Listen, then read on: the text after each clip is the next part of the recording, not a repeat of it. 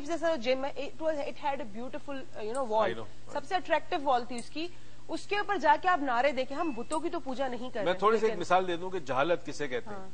आप एक घर की दीवार के बाहर लिख ले यहाँ पेशाब करना मना है या यहाँ कचरा फेंकना मना है, चंद दिन के बाद वहीं कचरा पड़ा होगा। दिस इज जहालत। अगर आप लिखेंगे ना कचरा फेंकना मना है, लोग देखेंगे ना वहां कचरा फेंकेंगे। तो अब अगर आपके घरों के बाहर डस्टबिन बन जाते हैं, कचरा दानी बन जाती है, आपने देखा शहरों में, अच्छा एक ट्रक है जो कचरा लेके जा रहा है, अगर उस ट्रक को आप देखें तो वो कचरा ले जाने वाली जगह पर जहां फेंकना है, आधा कचरा तो रास्ते में ही गिर जाता है, वो उड़ रहा होता है। जो मोटरसाइकिल वाले हमारे दोस्त आ रहे थे उनके चेहरों पे आ रहा है तो कचरा, ये जहालत है। जहालत है, ठीक, इसे जहालत कहते हैं। इसे जहालत कहते हैं। और दूसरी बात है कि अगर आपको अभी भी लिख के समझाने की जरूरत है कि यहाँ कचरा फेंकना मना है, यहाँ कोई ऐसी चीज करना, गलीज चीज करना मना है, तो फिर आपकी तो अकल पे हैरत है। नहीं, तुम समझी नहीं। मैं ये बता रहा हूँ कि अगर आप लिखोगे कि मना है तो वही काम करेंगे। वो तो आप करेंगे, वो तो आप नहीं देखा जब इस्लामाबाद के एयरपोर्ट पे नीचे होता तो लिखा है switch off your mobile phone. एक आदमी पढ़ा लिखा सूट बूट के अंदर, उसने कोई टेड लेपेटे से तो कम सूट नहीं पहना होगा अपना जराब ने, हो सकता है मार्क्स एंड स्पेंसर, हो सकता है उसने गुची पहना, अब रिमेम्बर डिपेंड्स। बड़े मौजूद सा कपड़े साफ थे जी, उसी बोर्ड के आगे खड़े होकर बात कर रहे थे। इतनी उनसे नहीं हुई कि मैं जरा बाहर जाके बात कर लूं, या जहां नो स्मोकिंग लिखा होगा वहां तो आपको स्मोक करना कर रहे होंगे, तो आपकी तो भाई शान में इजाफा है ना। दिस इज जहालत। हमारे साबरा जमील साहिबा है कराची से। अस्सलाम वालेकुम। अस्सलाम वालेकुम साबरा। हेलो, ड्रॉप हो गई कॉल साबरा जमील की। कानून को तोड़ना और उस पर फखर करना जहालत। अच्छा एक मुझे बात बताएं कि ये जो अनपढ़, अभी भी मुझे जो फील हो रहा है, जो हमारे viewers I am sure they are very intelligent people, और जो नए देखने वाले जिन्होंने आज भी हो सकता है किसी ने स्विच अपना टीवी किया हो, दे डोंट अंडरस्टैंड दैट आप अनपढ़ हो या ना हो, इट डजेंट मैटर। तो ये चीज मैं चाहती हूँ थोड़ा क्लियर करें कि कितना इंपॉर्टेंट है इंसान को ना जाहिल होना। जहालत एक रवैया है। आप पढ़े लिखे होंगे फिर भी आप ऐसी हरकतें करेंगे जो आपको नहीं करनी चाहिए, या आप अनपढ़ हैं और आप ऐसी हरकतें करेंगे, इतना शऊर तो इंसान को है ना। एक पढ़ा लिखा आदमी बड़े फखर से, बल्कि बहुत सारे पढ़े लिखे आदमी बड़े फखर से कहते हैं laws are meant to be broken. हाँ, laws are meant to be broken. अब देखें, मैं मिसाल दूं आपके, हमारे मुल्क में अगर हमारे वजीर को कुरान की एक छोटी सूरा पढ़ना ना आए, या एक वजीर तालीम का कुछ अरसे पहले वो ये कहे कि कुरान के अंदर 40 पारे हैं,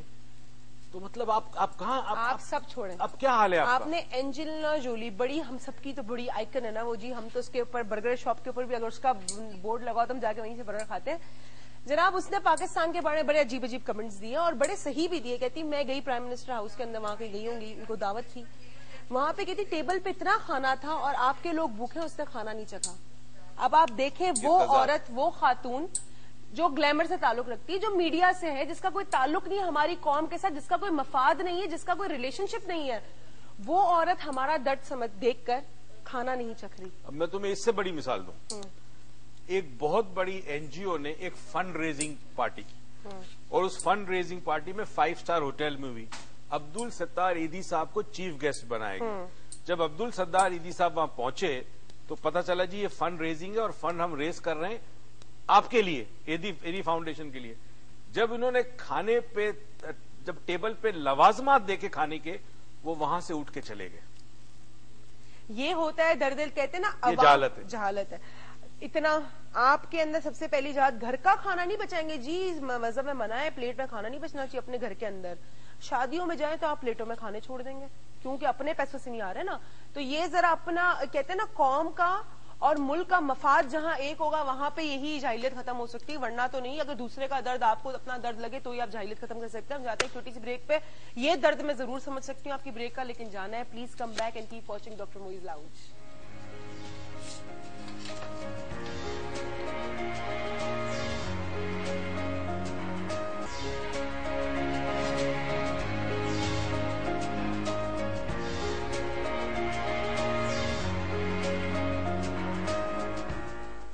वेलकम बैक नाज़रीन, welcome to doctor Moiz lounge. वक्त थोड़ा सा कम है। डॉक्टर मोइज एक कहानी अपनी शेयर करना चाह रहे थे, उसके बाद भी कहानी होगी, तो पहले आप अपनी कहानी शेयर कर ले तो मैं आपसे बात। मैं आपको बता दूं इस कहानी का, मैं कुछ सालों पहले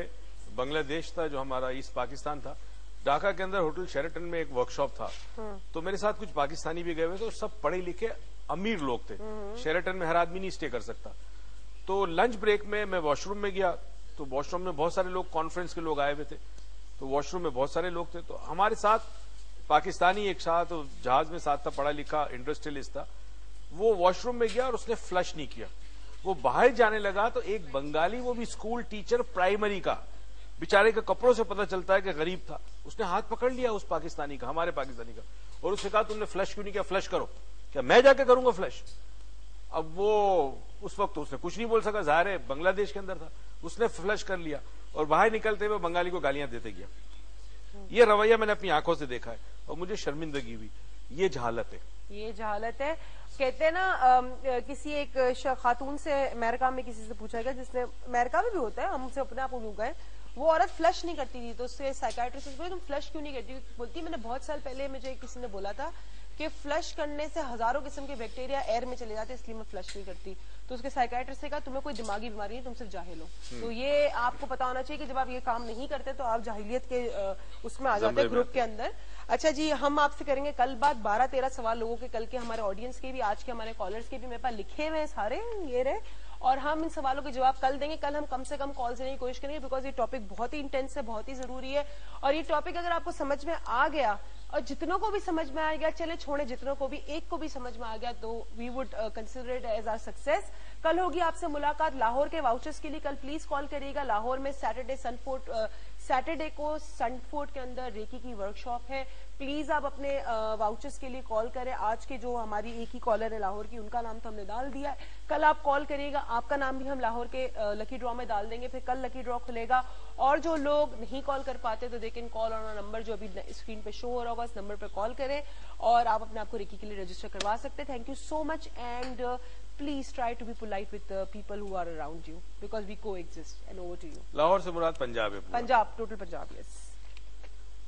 ہاں جی اب مجھے سمجھ نہیں آتا میں کیا کروں کیونکہ میں نے جہالت کو قبول کرنے سے سالوں پہلے انکار کیا اور اس انکار کے بعد بڑی جدوجہد کرنی پڑی کئی دفعہ میں بھی جاہلانہ حرکت کرتا ہوں مگر فرق صرف اتنا ہے کہ مجھے اس بات کا شعور ہے کہ میں نے غلطی کی ہے اور کوشش کرتا ہوں کہ غلطی بار بار نہ دہراؤں جہالت ایک رویہ ہے ایک مائنڈ سیٹ ہے ایک سوچ ہے اور یہ سوچ ہر جگہ پائی جاتی ہے ہم اس وطن عزیز سے بہت پیار کرتے ہیں بہت محبت کرتے ہیں میں سالوں پہلے امریکہ میں تھا چاہتا تو وہیں رہتا واپس نہ آتا مگر اس ملک کی خاطر آیا میں بڑے فورن ٹرپ پہ یورپ میں ورک شاپ کراتا تھا یو ایس اے میں کراتا تھا کچھ سالوں سے میں نے بہت کم کر دیا لوگ مجھ سے پوچھتے ہیں کہ آپ بار بار کیوں نہیں جاتے یو ایس تو میں نے لوگوں سے کہا میں نے کہا پاکستان کو سب سے زیادہ ضرورت اس وقت ہے